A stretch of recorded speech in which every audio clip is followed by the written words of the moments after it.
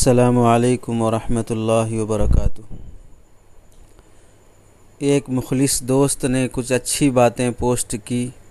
خیال ہوا کہ اپنے خیرخواہ اور سنجیدہ اور عمل کی خواہش رکھنے والے دوست و احباب تک وہ باتیں پہنچا دی جائیں۔ کافی حقیقت پر مشتمل باتیں ہیں، دل کو چھو لینے والی ہدایات ہیں، سننا چاہیے، اپنے کو مخاطب بنا کر اسے پڑھنا چاہیے۔ پہلی بات، ماچس کی تلی میں سر تو ہوتا ہے پر دماغ نہیں ہوتا، اسی لیے ذرا سی رگڑ سے بھڑک تو اٹھتی ہے پر انجام اپنی ہی آگ میں جل کر خاک ہو جاتی ہے۔ حاسد کا بھی کچھ ایسا ہی حال ہوتا ہے۔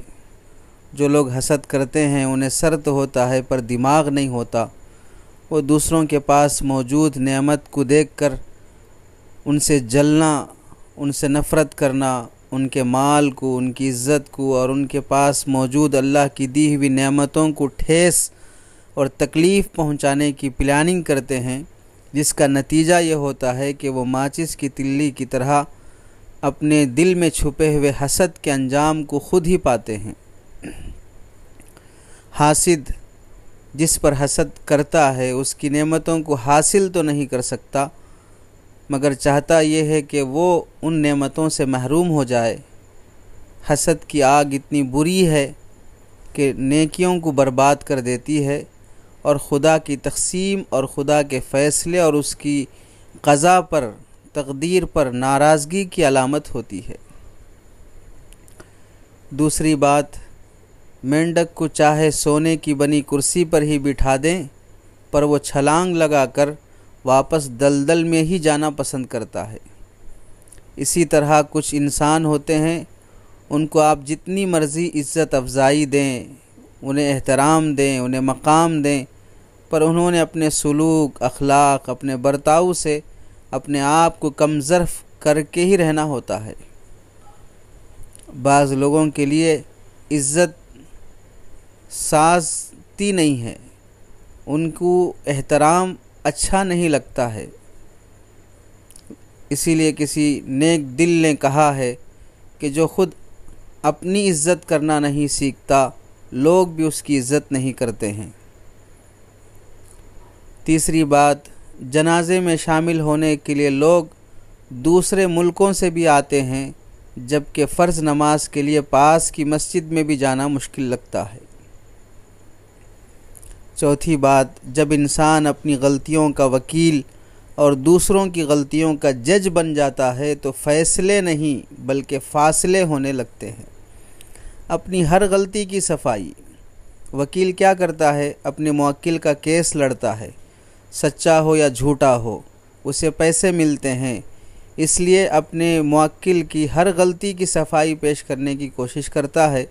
انسان ایسے ہی اپنی غلطیوں کی صفائی پیش کرنے لگے اور دوسروں کی غلطیوں کے متعلق فیصلے سنانے لگے کہ یہ یوں کر رہا ہے، وہ کر رہا ہے، تو دوسروں کی غلطیوں کا جج بن جاتا ہے، تو پھر فیصلے نہیں ہوتے ہیں، فاصلے ہوتے ہیں، دوریاں ہو جاتی ہیں، نفرتیں ہو جاتی ہیں۔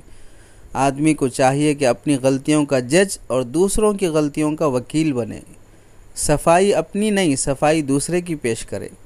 جب یہ اخلاق پیدا ہو جاتے ہیں تو لوگ پھر ہماری غلطیوں کے وکیل بن جاتے ہیں، ہماری غلطیوں سے متعلق صفائی پیش کرنے لگتے ہیں۔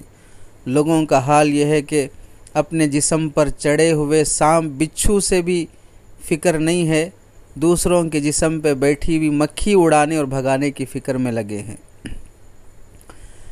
پانچویں بات، ہمیں تو مردے کو بھی سلام کہنے کی تعلیم دی گئی ہے، پر پتہ نہیں ہم میں یہ انا، ضد، اکڑ کیوں آ گئی ہے کہ زندہ لوگوں کو بھی سلام نہیں کرتے ہیں، اگر کرتے بھی ہیں تو اپنے مطلب کی خاطر۔ قیامت کی علامتوں میں ایک علامت یہ بھی ہے، اکرم الرجل مخافۃ شرہ، کہ لوگ محبت کا سلام ختم کر دیں گے اور مطلب کا سلام شروع کر لیں گے۔ آج اپنے آس پاس ہر شخص اسے محسوس کر سکتا ہے کہ کون مجھے سلام محبت کا کر رہا ہے اور کون مجھے سلام مطلب کا کر رہا ہے۔ سب کو خوش رکھنا ایسا ہی ہے جیسے زندہ مینڈکوں کو تولنا۔ ایک کو بٹھاؤ تو دوسرا پھدک جاتا ہے۔ بہت مشکل ہے۔ زندگی اتنی لمبی نہیں ہے کہ آپ دوسروں کو خوش کرتے پھریں اور ہر ایک کی جی حضوری کرتے پھریں۔ آپ 99 اچھے کام کر لو، صرف ایک غلط کر لو، وہ 99 اچھے کام لوگ بھول جائیں گے اور ساری زندگی اسی ایک غلطی سے آپ کا جینا حرام کر دیں گے۔ جب مقصد حیات اللہ رب العزت کو راضی کرنا ہے تو اسے راضی کیجئے، ناشکرے اور بے قدرے لوگوں پر وقت برباد نہ کیجئے۔ لوگوں کو کب تک اور کہاں تک راضی کریں گے؟ انسان جسم سے نہیں اپنے اخلاق سے بڑا ہوتا ہے۔ اپنے جسم کو بنانے سے زیادہ اپنے اخلاق کو بنانے کی فکر کیجئے۔ اللہ سے دعا ہے کہ یہ باتیں ہماری زندگی میں اللہ پیدا فرما دے اور اس پر استقامت بھی نصیب فرما دے۔